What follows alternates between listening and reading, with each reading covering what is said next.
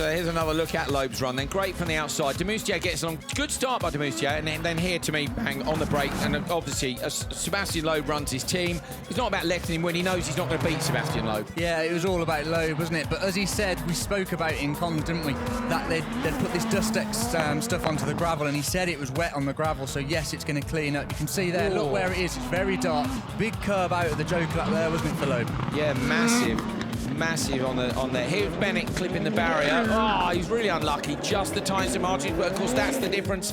Demoustier actually getting that one dead right.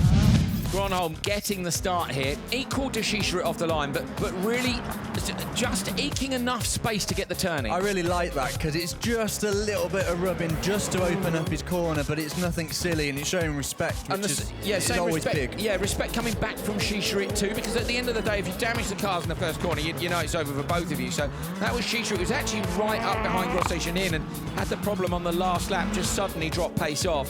Gronholm, let's have a look at his Joker. So, yeah, out to the outside. Okay, maybe missed. So Gronholm's lost just maybe missed a couple the of apex tenths. a little bit there, didn't he? Very close. Just clipped the very end of it, didn't he? Very, very close. But he's done absolutely everything he can do now. Good, solid run. He's now waiting on the others to see if he'll make it through to the all-important semi-finals.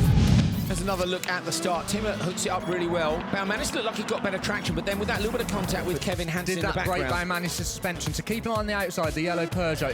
He clipped his left front on the back of Timojanov maybe, so that's what did it. I thought it was Kevin in the back of him, which it wasn't. This on board with Larson, look. So look there, Baumanis just clips Timojanov, very similar to how Sebastian Loeb did in Q3 on Timojanov. Still haven't quite figured out whose window's missing. It's Kevin Hansen's. I saw it later on in the race. It's his passenger side window, I think. You can there see it is, there. yeah, there it is. But this was a great move. Was there a little rub? But that was a fantastic, good, hard, but fair move there. With no window, you could have had a little shout out there at Larson, but Larson, we know by now, had some sort of front right. So Larson's gone a bit deep. Only spotted the front right puncture on the very last lap.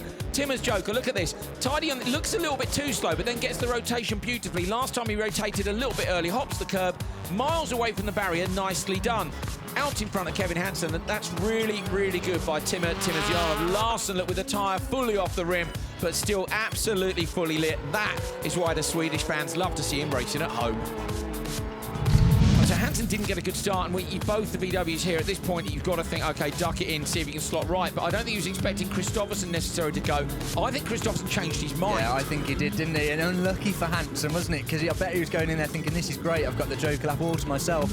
Then Kristoffersen suddenly ducked out of there. I reckon that was, as you say, a bit of a late call or a late decision. I think late, you've got to make the call yourself, haven't you, at that point? And didn't want to follow Solberg, you know, then you're subject to the team tactics of when they tell you to Joker. Whereas you go Joker 1, thanks very much, I'm off. Let's see what happens.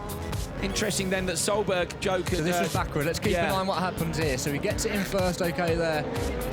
Okay, yeah, so was there a problem then? Whether there was a problem, that looked weird, didn't it? But as you say, normal service resume for Kristoffersen. Yeah, did backward not get the transition he wanted.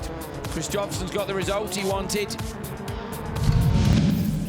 Well, here's how they stand at the end of Q4. Kristoffersen looked just missing that one session out of the last 10. He's outrageously good and looking super confident. His teammate Petter Solberg, and luckily for them, they will be in separate semi-finals. Timmy Hansen will join Johan Kristoffersen on the front row in semi number 1. Andreas Backer will be on the front row in semi number 2. Then it's Ekstrom, Timojanov, Sebastian Loeb up to 7th from 9th. Kevin Hansen is in 8th. All the Peugeots are in.